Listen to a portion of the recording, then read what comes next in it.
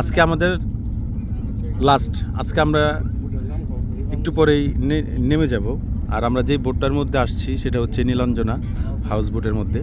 তো লাস্টের দিন খাবারের টেস্ট বা স্বাদ কেমন অনুভব করতেছেন? প্রথমত যে কয় প্রকার খাবার দেওয়া হয়েছে, প্রত্যেকটা খাবারের মধ্যেই ময় মশলা বাড়তি করে, আর যেটা ইউজ করা দরকার না সেটাতে সেটা ইউজ করা হয়েছে। যেমন মিষ্টি কুমড়াতে দিছে দারচিনি এমন পরিমাণ, এর ভিতরে দিছে আবার হাঁসের মাংসর মানে কি বলে ওটা? ঝোল, খাল, খাল। হ্যাঁ। আমরা চলটা বলি, এক এক এলাকায় এক এক ভাষা বলে। চামড়া। তার মানে এর ভিতরে এই মিষ্টি কুমড়ার ভিতরে হাঁসের মাংস চলটা ব্যবহার হয়েছে, তাইলে মানে বুঝতেছেন যেগুলো আমরা খাই না বিশেষ করে।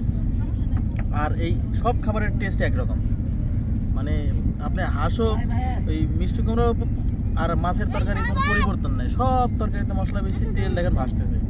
হ্যাঁ। আর এই আর খাবার সব- আমরা মানে এত খিদে লাগছে খাবার নিচে বেশি করি, কিন্তু খাইতে যাই দেখি যে অবস্থা খারাপ। হ্যাঁ, আর সব কিছুর মধ্যে ভেবেছিলাম হয়তো, আর যাই হোক ডাউলটা ভালো হবে, ডাউলটাও সেরকম মন মতো না।